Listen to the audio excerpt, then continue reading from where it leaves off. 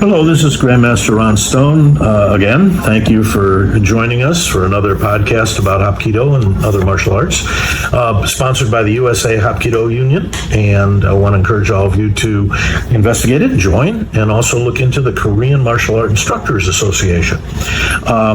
So in a previous podcast, we talked about an inquiry I had about why do we start Hapkido with wrist grabs and elbow grabs, and we kind of explained some of the historical background to that. And then we told in another podcast, which is this one, that we would talk about how to kind of explain to the beginners the concepts of why we're doing these grabs and how to do them. So the first important thing is when you teach beginning level students wrist grabs, wrist escapes, elbow, this sort of thing, you should be explaining and starting with the definition or explanation of a live hand. And what a live hand is learning to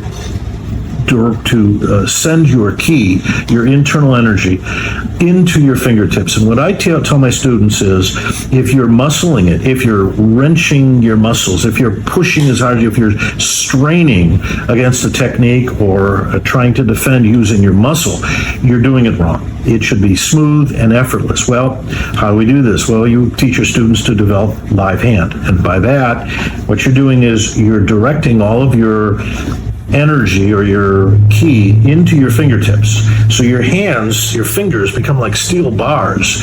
Your upper arm relaxes, your shoulder relaxes. You're not pushing from your muscles and your biceps. You're using that fingertip strength. If you do it right, your fingertips will actually vibrate.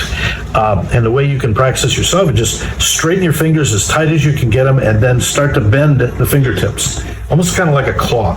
And you'll feel the cupping in that palm, and you'll feel the strength in your fingertips. Now, when you direct that in a certain direction, you're going to have much more power than if you try to push out using your upper body strength. That's the concept of a live hand. And so when someone grabs you in, say, a wrist grab, it's not a matter of, oh, I'm just going to push towards the thumb and space opening. It's actually, you're going to turn that hand in such a way that you're almost pushing like Superman flying. Those fingers are pushing out in that direction.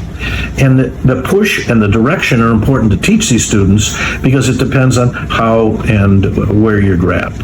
So the second part of this explanation into how and why we're starting with wrist grabs and elbow grabs and sleeve grabs is, okay, we're going to go over learning a live hand and how to begin to use that, which is kind of the hallmarks of the whole martial art of Hapkido's ki usage.